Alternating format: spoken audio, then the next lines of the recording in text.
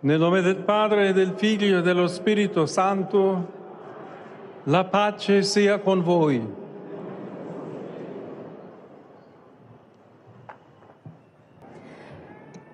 De l'Évangile selon saint Marc.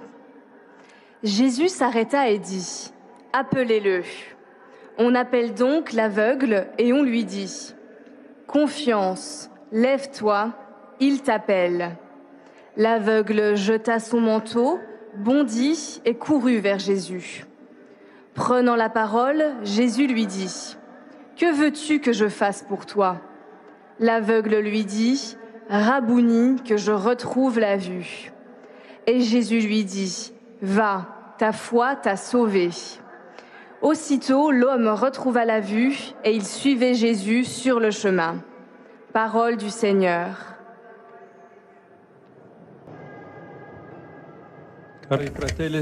Chers frères et sœurs, de cette catéchèse, je voudrais donner un autre regard sur la vie de Jésus, sur ses guérisons. C'est pour ça que je vous invite de mettre dans le cœur de Jésus vos parties les plus douloureuses, les plus fragiles, les lieux de votre vie où vous vous sentez bloqué. Demandons au Seigneur avec foi de nous écouter, de nous guérir. Le personnage, le caractère qui nous accompagne, nous aide à comprendre qu'il ne faut jamais abandonner l'espérance, même si nous sentons perdus. Il s'agit de Bartholomée, un homme aveugle et mendiant. Jésus l'a rencontré à Jéricho. C'est un lieu significatif. Jésus est en train d'aller à Jérusalem. Mais il s'arrête à Jéricho.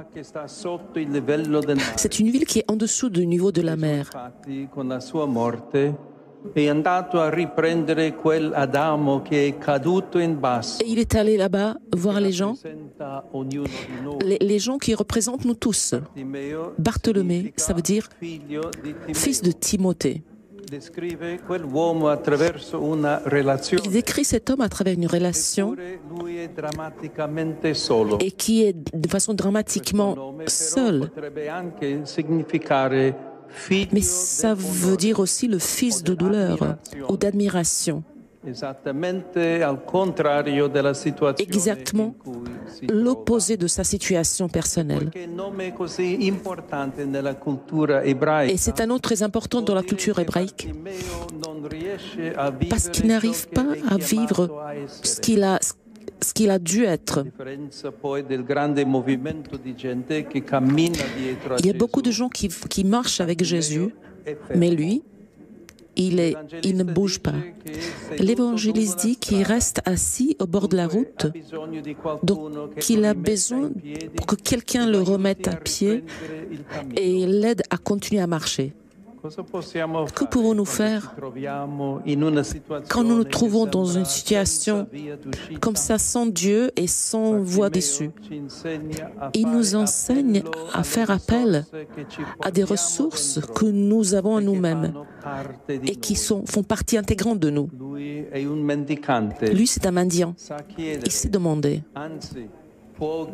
Il même peut crier.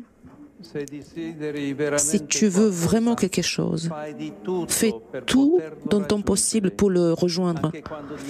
Même si les autres ne te permettent pas, t'humilies et te disent de laisser tomber. Si tu le désires vraiment, continue à crier. Le cri de Bartimée se trouve dans l'évangile de Marc, le fils de David. Jésus, aie piété de moi. C'est une prière assez connue dans la tradition orientale et nous pouvons aussi l'utiliser. Seigneur Jésus-Christ, Fils de Dieu, aie piété de moi. Bartholomée est aveugle. Mais il reconnaît, mais encore mieux que les autres, il sait qui est Jésus. Et devant son cri, Jésus s'arrête et il appelle. Parce qu'il n'y a aucun cri que Jésus n'entend pas. Même quand nous ne le savons pas, quand nous nous adressons au Seigneur. C'est toujours assez bizarre que devant un homme aveugle, Jésus ne va pas tout de suite vers lui. Mais c'est une façon de réactiver la vie du mendiant. Il lui demande de se lever.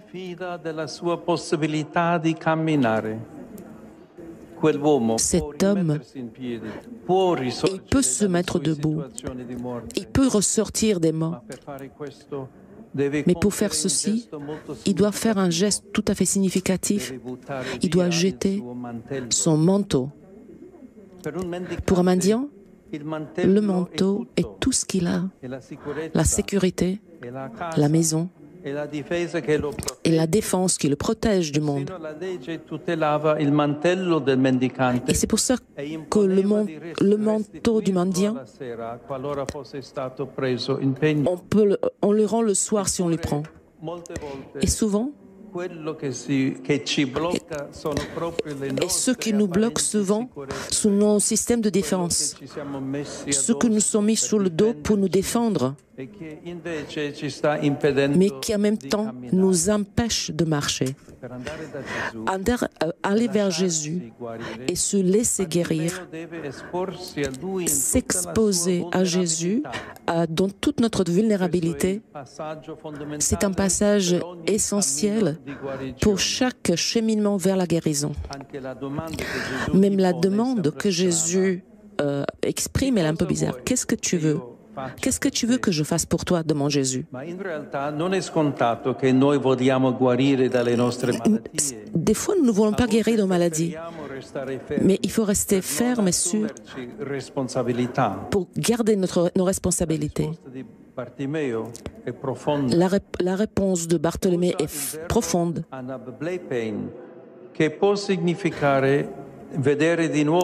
Il voit de nouveau.